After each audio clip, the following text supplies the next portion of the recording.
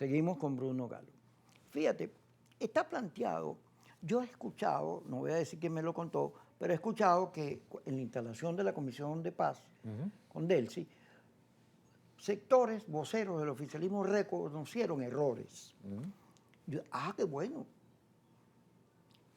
El socialismo venezolano, la revolución venezolana, necesita discutir. ¿Cómo no? ¿Qué le pasó? Generalmente la izquierda, cuando discute qué nos pasó, unas degollinas purgas, muy difíciles. Yo creo que hay de privar otros criterios, no los míos, los que yo considero convenientes, pero sí tienen que discutir cómo hacen para renovarse, oxigenarse, dentro de la presión que les monta el señor Trump, porque no es fácil, un militante revolucionario que el imperialismo de repente ve a Delcy con el director de la CIA, ¿no? Sí. Eso no es fácil. Sí, sí. Pero, sin meterme en asuntos internos del PSUV, pues yo respeto eso. Bueno, yo creo que ahí viene, va a venir una cosa, un debate interesante. En el caso de la oposición, también debe ser un debate. Tiene que ser. Sí, porque no puede, el gobierno es el culpable. No, porque cuando la señora Machado pide intervención y le jala a Trump, eso, caramba, ok, hay unos partidarios de eso, pero hay unos que no lo son, hay unos que creen que hay un tema de soberanía. Claro.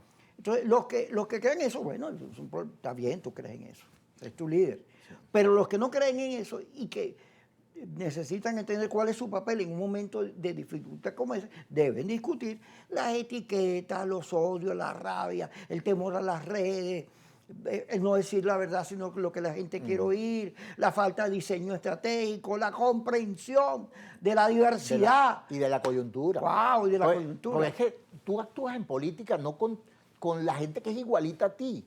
Eso es una secta, eso no es la política. Yo tengo diferencias con algunos compañeros de mi partido, lo cual hace todavía más comprensible que tenga diferencias con la alianza en la que me muevo y todavía más aceptable que tenga diferencias con las otras fracciones, las del chavismo y las del no chavismo.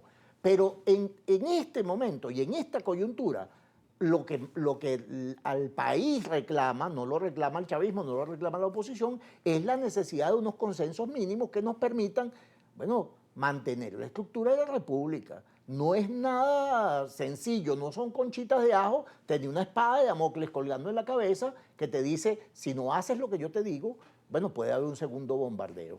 Entonces, digamos que construir un Estado lo suficientemente sólido para que los venezolanos construyamos una república, requiere poder dialogar.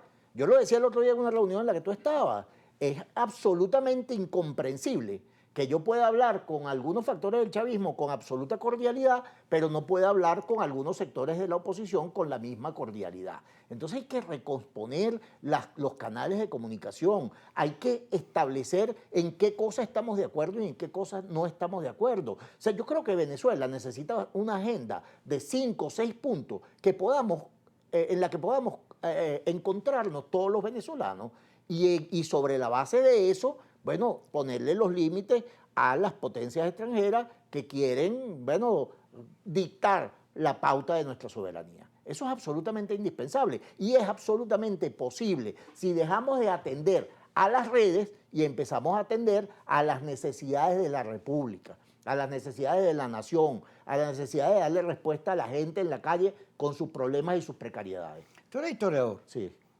Fíjate, yo le pregunto a Leonardo Carvajal, porque hay una cosa que a mí me produce una gran duda. Yo amo mi país. Así es. Daría mi vida por el país. Claro. Y la cultura de la humanidad está llena, fíjate, antes eran ciudades, pueblos, cosas, no había integración. Cuando aparecen las repúblicas, cuando aparecen los países, bueno, que aparece la civilidad esta que tenemos hoy. Y gracias a Dios. Entonces, negar la soberanía de los países, fíjate que cuando Groenlandia, todos los que fueron a Davos, todos hablaron de nacionalismo y de soberanía. Pero aquí hay una gente que agarró y dijo, bueno, nos bombardearon, qué horrible, somos esto, pero si no fuera por todo eso no cambia. Sí. Ese déficit, hay un déficit democrático, pero hay un déficit con la historia. Sí, sí. Algo pasó. dice sí. Leonardo Carvajal, Carvajal. que es que cuando le metieron ideología a la educación, entonces trataron de convertir la guerra de independencia, el proceso Bolívar, con la revolución. Entonces la historia era la revolución. Y que eso produjo que hay gente que viera los símbolos patrios como el Estado, partido, gobierno y no como Correcto. su nación. Sí, sí, sí. Sí, Incluso es una a discusión que hay Bolívar. que dar. Sí. A Bolívar Es se lo una- cogieron. Claro, es una discusión que hay que dar porque si se produce ese fenómeno, que hay gente que no siente la patria como se debe sentir, entonces en vez de echarle la culpa a ellos, tú debes pensar qué fue lo que pasó. Sí. Bueno, es que fíjate una cosa, yo creo que una de las cosas más graves que pasó en estos últimos 15 años es que se destruyó la estructura económica del país y la gente sintió que, bueno, los responsables de esto fueron los que de alguna manera capitalizaron la historia patria. De hecho, el bloque de ellos se llama el bloque de la patria, como si los otros bloques fueran de otro lado. Entonces, yo creo que redemocratizar o revenezolanizar los símbolos patrios es absolutamente indispensable. Yo siempre recuerdo que yo decía, Bolívar no es santo de mi devoción. Eso no lo inventé yo, eso lo decía Manuel Caballero. Entonces yo repetía lo mismo. De hecho, yo digo, yo no soy bolivariano en el sentido estricto y fanatizante del asunto. Sin embargo, hay gente ahora que denosta de Bolívar como si Bolívar fuera chavista. Entonces, Que yo lo he ¿sí? dicho. Entonces, bueno, Bolívar es un hombre del siglo XIX, por eso es que yo no soy bolivariano, porque lo entiendo como un hombre del siglo XIX. Ahora, hay que valorizar lo que Bolívar hizo para darle independencia a esta república. Hay que valorizar algunas cosas comunes que nos hacen venezolanos. Entonces, meter la historia como parte de la polarización fue un tremendo error que de alguna manera te produce esos monstruos que andan declarando que bien bueno que hayan bombardeado, que está bien bueno y que los muertos fueron bueno, un daño colateral. Y si hay que volver a bombardear, que vuelvan a bombardear. Bueno, eso es responsabilidad de unos apátridas, pero también tiene una responsabilidad quienes convirtieron la política en una cosa tan obstinante que hay quien cree que esa es una salida. Entonces hay que volver las aguas a su sitio y pensar un poco en la nación, en lo que nos identifica como venezolanos y reconocernos los unos a los otros. Ya no podemos volver a convertir la política en un escenario de guerra en el que yo niego la existencia del otro y el otro niega mi existencia, sino donde nos reconozcamos, sepamos cuáles son nuestras identidades y nuestras diferencias. Vamos al corte y ya regresamos.